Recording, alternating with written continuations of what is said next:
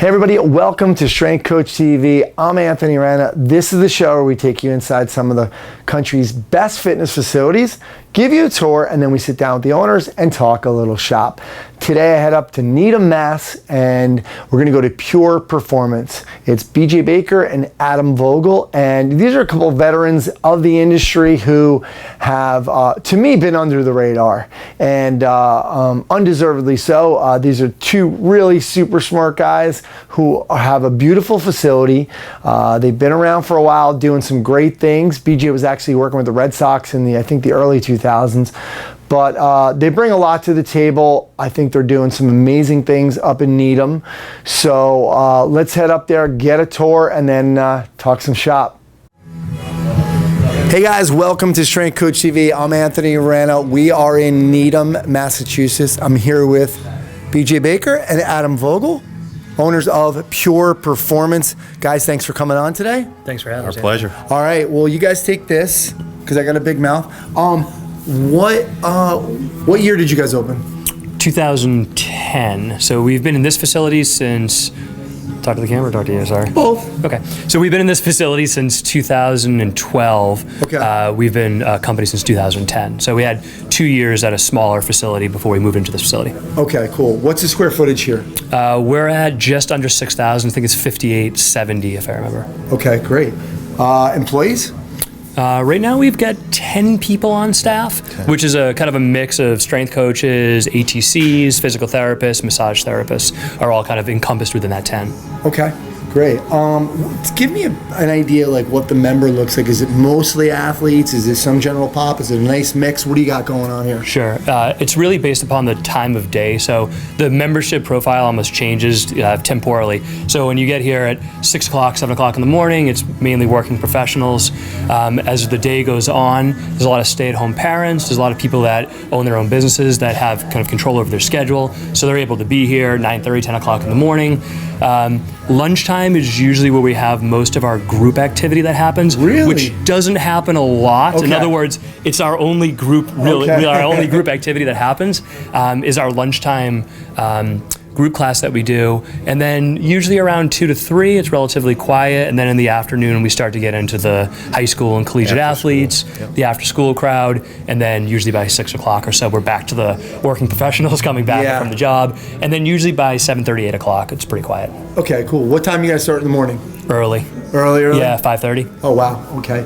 Tell me a little bit about this location, because we're in, I was saying, like kind of a hybrid where we're kind of on what's the start of an industrial road, but very close to the main street in a cool little town. Totally. Give us an idea about like when you guys were looking for this location, what were some of the things you were looking for? Sure.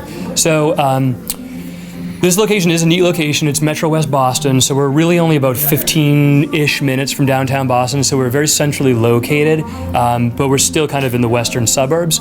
Where we are physically located is like a little bit off of a main road that has a lot of restaurants, a lot of retail, so it's a high-density area. It's not super walkable, so you don't get a lot of foot traffic, but you get a metric ton of car traffic, which, depending upon whether you're driving it or not, could be good for you or good for you as far as exposure, but bad for you as far as traffic.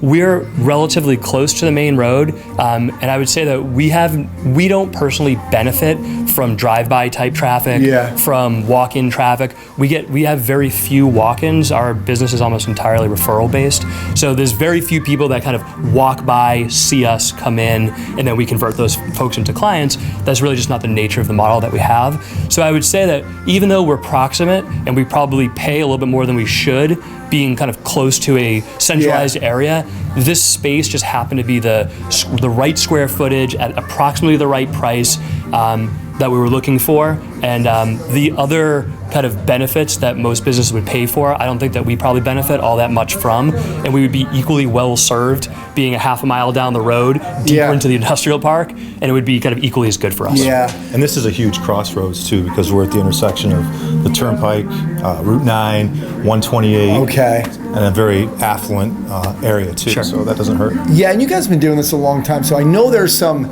destination clientele going on here, right? I mean, people that are coming to see you guys specifically for a long time now.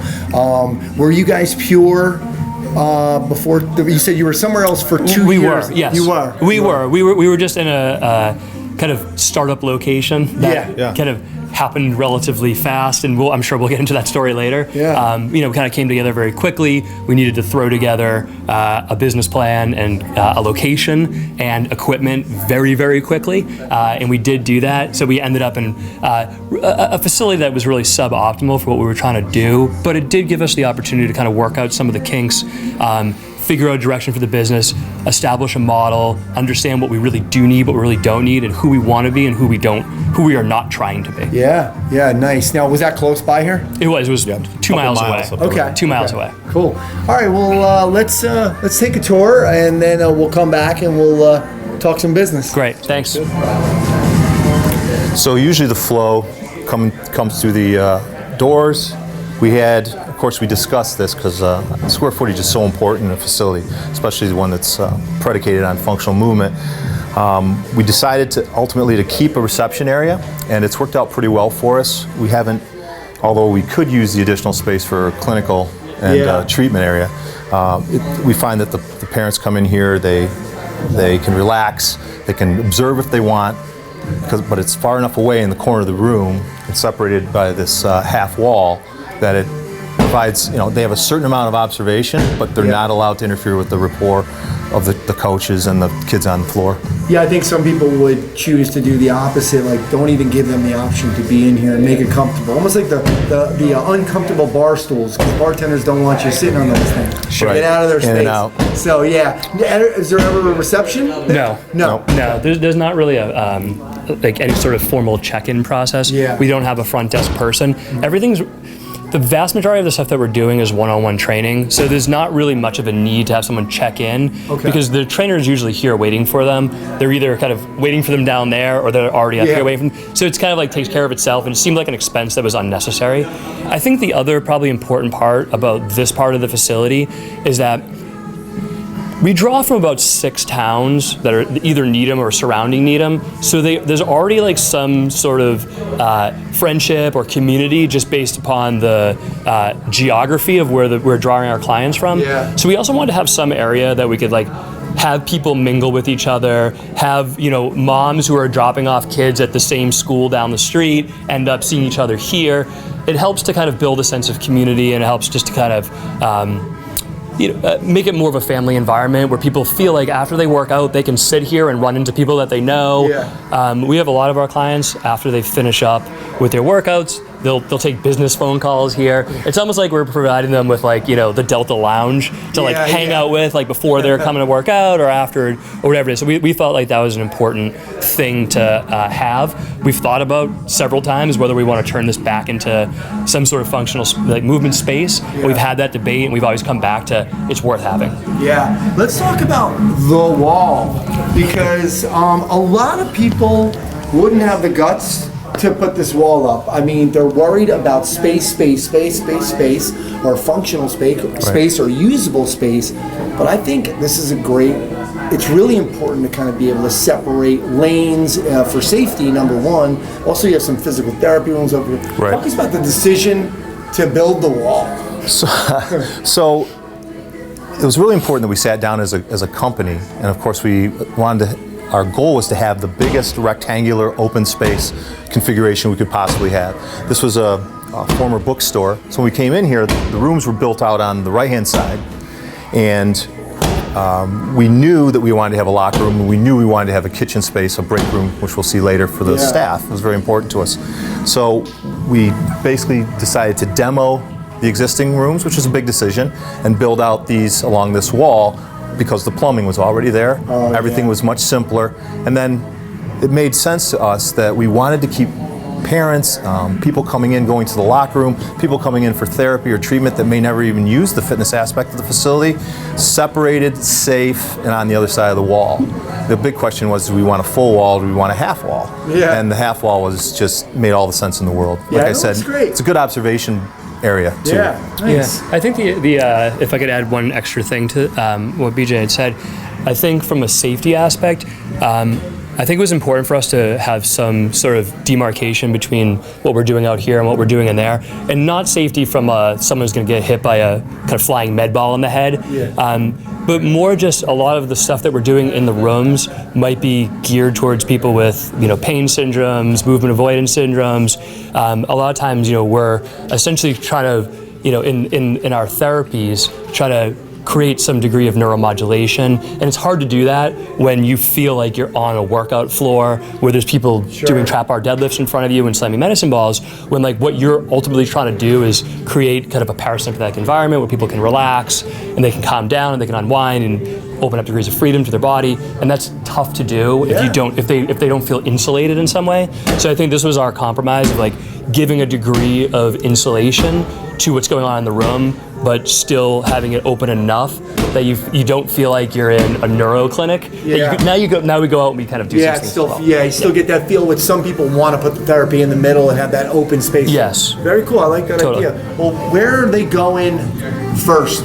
So they come in, they put their stuff down. Where's the warm-up area? Where are we starting here? Okay, so we usually transition everyone right over to the turf area, all right? And like a lot of facilities, we're going to have them come over here. We're going to have them do their initial foam rolling.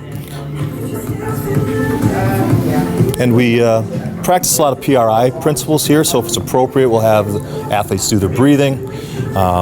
As Adam said, down-regulate, get a little parasympathetic tone going, foam rolling, any kind of activation, and then progress right into their dynamic movement, their progressions out onto the floor, and basically prepare for the next step, which would be their power work and more towards the center of the room. We're not, as we were discussing earlier before the camera came on, we're from this community, this functional movement community, so a lot of us do things very similar, right? We try to establish a flow that allows, proper soft tissue work, proper activation, and then progressing into our speed and our power development, which we'll talk a little bit about as we get out into the turf area, and then coming back around and finishing up with our strength and our energy systems work at the end. Yeah, so the flow is, it's that really that idea that people are moving in different quadrants, right? And we have pretty much a horseshoe type setup here.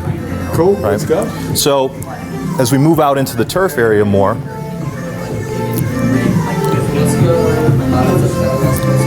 we basically decided to divide the room with the dumbbells. They have to be somewhere, right? Yeah. And of course we have the lightweight plyo boxes, which are almost a must in the situations if you want to save shins and allow for aggressive jumping.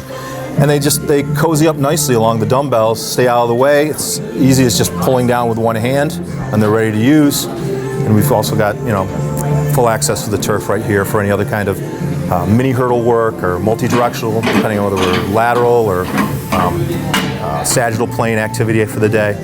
Yep. And we just progress down into the wall. The wall 2. So common theme for a lot of these facilities, as we see in Strength Coach TV, is that it's important to be able to do med ball work. And we service a lot of baseball clients here and have group training.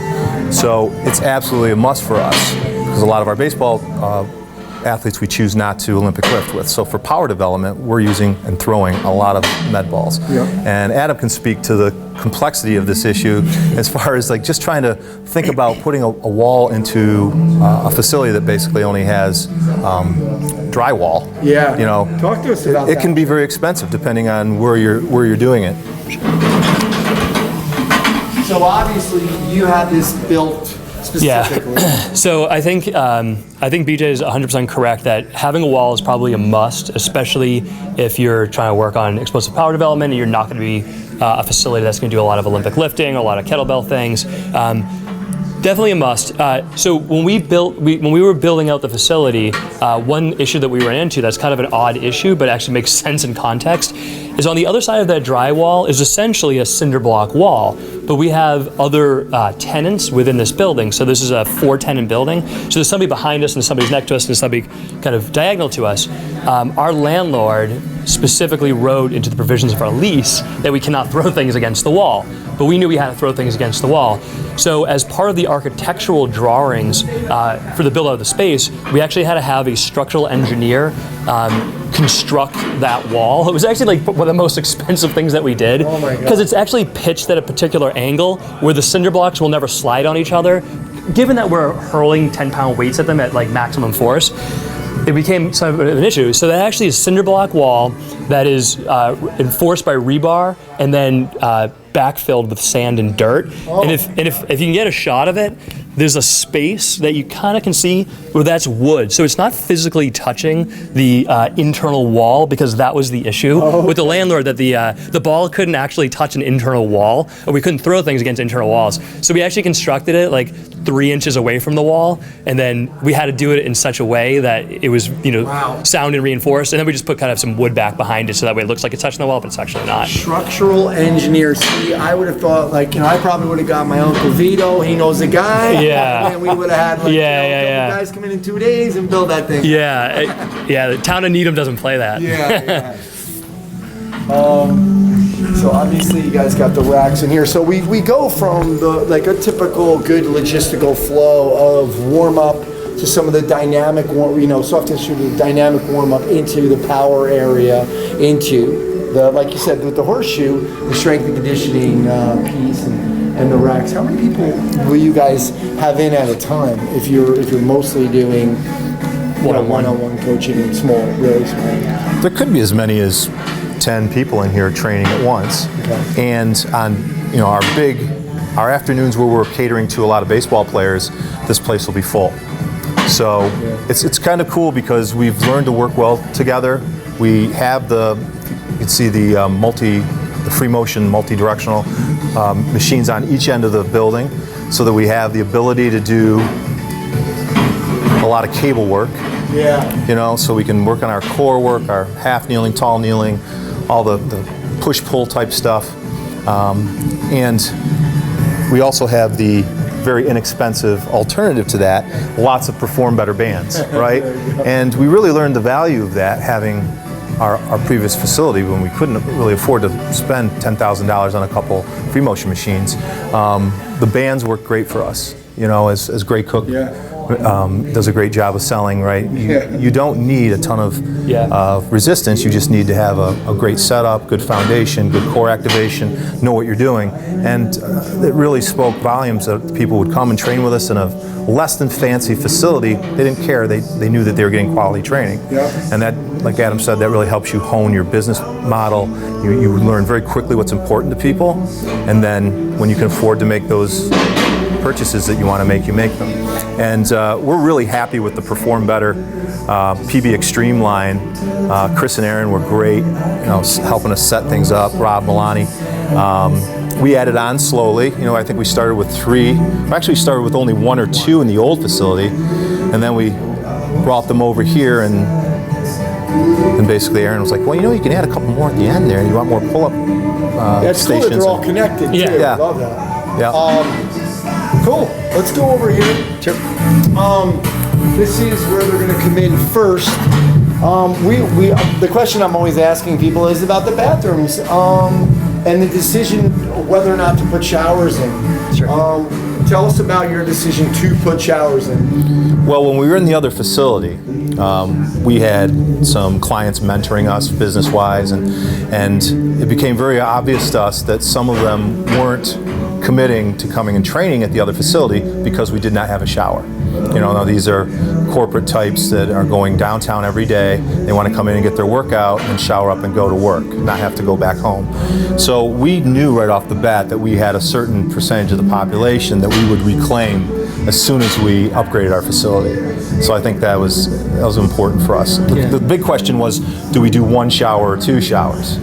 And I think that what we agreed upon is that if you have one shower, it almost creates a problem, right? Now you have expectations. You have 5 people that want to get to work, and they're all waiting for one shower. So we pretty much knew that we'd have to do 2 showers in the men and the women's locker room to kind of just offset that, and it's actually worked out pretty well You have for a us. cleaning person? We do. Okay. Yeah, What are their hours? Are they here in the day too? Oh, no, sorry. We have a cleaning company that comes 3 nights a week. Okay. So on Monday, Wednesday, and Friday nights, we have a crew that comes in to Okay. clean. Ooh, what's behind us here? This is something I was telling you guys about Oh, yeah. earlier. Not enough people in the rest of the world Yep. think about their employees like I think that we are doing in the strength and conditioning and fitness business. Yeah. You guys have a nice little big refrigerator, microwave. Everyone's got a locker. Nice. Yeah. We felt like this was a kind of a must-have. And I know we keep referencing back to it, but I think we really did have the benefit of being together, largely intact as a group at a smaller, kind of low-cost facility. So even like, just to kind of continue on with the bathroom conversation, I think a lot of our choices to spend money in certain areas were also driven by the fact that we were able to kind of build the business in a low-cost environment. For a couple of years, we didn't have the same kind of financial burdens. We need to take out a lot of loans and things like that in order to get this place going, because we kind of survived and grew in something that was very low cost for us. So we kind of had like we had the luxury in a lot of ways of being able to like really think about how we wanted to spend money on things and what was very important to us. And I think because we're in this low cost facility that was very, very small, one issue was everybody was stuck in this little conference room, and some of us were there 12 hours a day, 4 or 5 days a week at that rate, and it gets pretty old. So I think as part of the, carrot to keep keep some of the trainers happy of like what's coming next is also going to be, a space of your own. Everybody cares about, we're in an industry where people prepare their meals, they care about their nutrition, they care about their rest, their recovery. They want to be able to talk to each other. I think a lot of probably positive business ideas and training philosophy ideas come out of this room from 4 trainers sitting around on a break time and just kind of problem solving and whiteboarding things and saying, hey, I'm having this issue, what do you think? And then we get a discussion. So it brings about a lot of positive activity, I think, for the facility. And you really need somewhere to go in between clients too. You get to the point, if you don't have a break room or a private place to go, where you feel like you're on display for 12-hour shift. Yeah. Like one client leaves, oh hey, the other client comes in, they start a conversation. It's important to be able to go somewhere, decompress for 5 minutes, kind of take your break, Agreed. Awesome. Let's finish up with this, the other side of the wall here, and we'll talk some business after that. What's going on down here? So these are our treatment rooms, and they double as offices as well for myself, Adam, and Kathy, physical therapist, on staff here.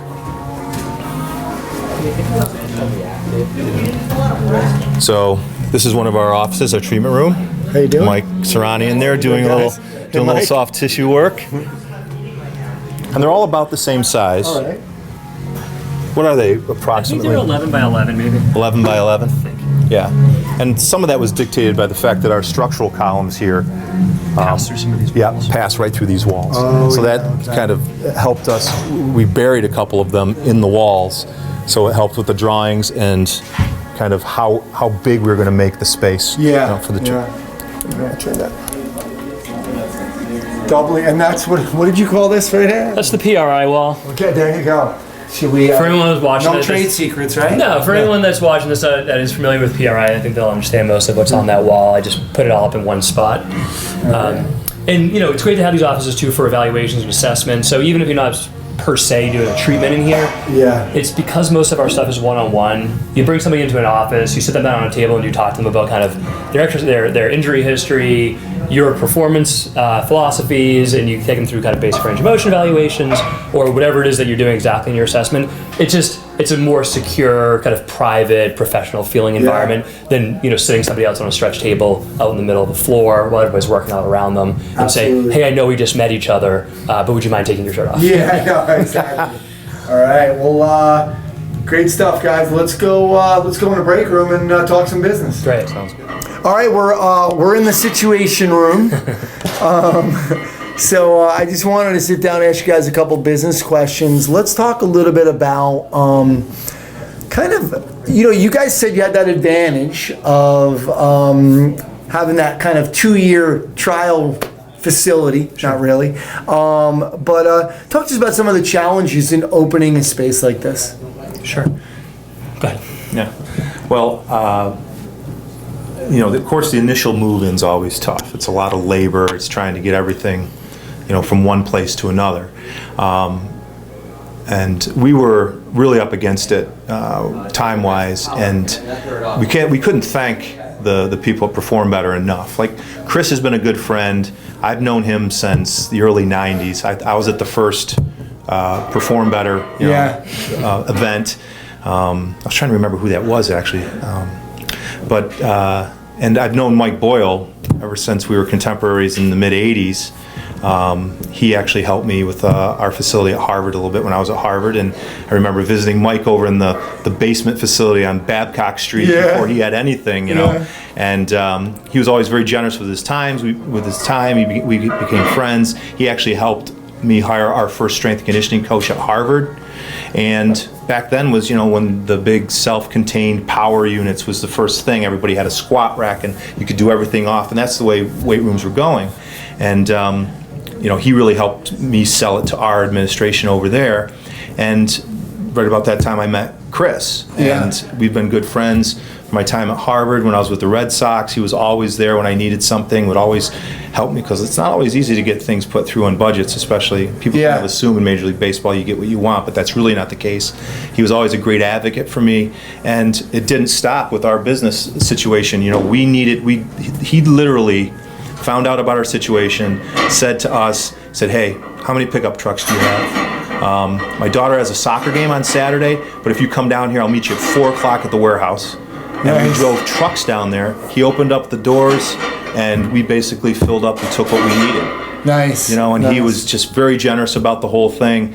And was it because of like a hurried situation? What was the problem? Yeah, the BJ and I and a few of the other folks on staff were working at another facility that was closing kind of unexpectedly fast. Okay. Yeah. So we, we're training clients on a Friday, and then on a Monday we had formed a company, and we're in a completely different situation. Yeah. And opened our doors at 6 a.m. on Monday. Wow. We were training clients. And that never would have happened without Chris. And right, and that absolutely never would have happened. So I mean, from a challenging very beginning of the business, the hurried nature of what had to happen was challenging, but it also presented this opportunity that we were able to get into a situation that was very low cost and non-committal, essentially a handshake deal that, and with the help of Chris, we were able to get some equipment in there, and we were able to service our clients and then kind of build our name and size and reputation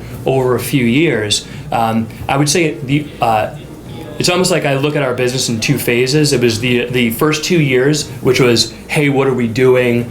Let's just do the most, we didn't even have a sign out in front of our place. We had no website, we had no business cards, but we had a group of people that had, that were loyal to each other, and we had clients that were loyal to us. So we were able to kind of stick together and grow the business in a material way over the course of a couple of years. And then really from almost probably the beginning of year 1 and a half is when we really started saying, hey, this thing's going to actually go. Yeah. No one kind of spun off. The clientele is getting bigger instead of smaller. It was almost like you went into the situation, you had no idea whether or not you were going to last to the end of the week or the end of the year, but as it started to become more and more obvious that there was a chemistry and a synergy between the staff, and that the clients were, continuing to experience, have great experience with us and tell their friends about us and buy into our story and our philosophy, that we said, hey, this is actually working out quite well. Let's think about the next evolution of the business, which was really getting out of the space, because the space itself was pretty it was suboptimal. I mean, because I see the way you guys approach things. I love your approach. Everything is kind of thinking of the customer, right? Thinking of what's the best experience for them. Sure. And that's important when you're looking at the facility, and when you have something when you're in a suboptimal place. Sure. It just you have it eating at you for a long time. Going back to just kind of the Chris Boyer thing, and one thing about it is we have so many good people. I mean, I wouldn't be here right now. Just my relationship with BJ through Chris, really, because we met it. But being able to take time out of your day to kind of share to more people, right? It shows you the power of networking and being a nice person, and because this community, it's an amazing community, and just goes to show you when something like that comes up. Yeah. When you're a nice Phenomenal. person. Absolutely. And I can't emphasize it enough. I mean, to go along with the Chris situation, I'm remiss by not naming 10 other Of people course. in our community. Yeah. That's why networking is so important. That's why being a good person is the most important thing. It's like character is everything. I get emotional just thinking about it sometimes because, when you're really down like that and you're up against it and these people come out of the woodwork to help you, Sure. Yeah, it's it's cool. amazing. But we had physical therapists, we had massage therapist friends of ours giving us tables giving us a hydrocolators. hydrocollator, Wow. stim machine so we could treat people. Yeah. And basic open-ended, like take it as long as you need it. Yeah. Like, that kind of stuff. I mean, it's just so humbling. That's awesome. But it's a big message to people, especially starting in the community, in this community. I think if you listen to the Strength Coach podcast, you do a great job of setting that tone where we're all in this together and we want to share information. You guys work really hard to do that. And I think that is an example for us. We try to give back to the community as much as possible. Yeah. That people come. We try to never say no. Interns, college kids interested in the career field, come and talk to us and give our time as best we can. It's very cool.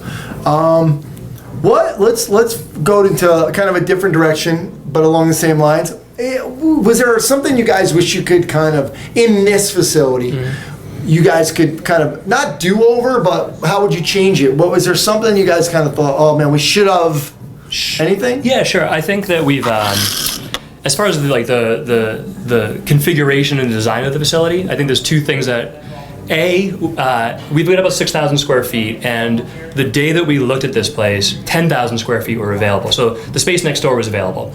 At the time, it didn't seem like it was a good idea.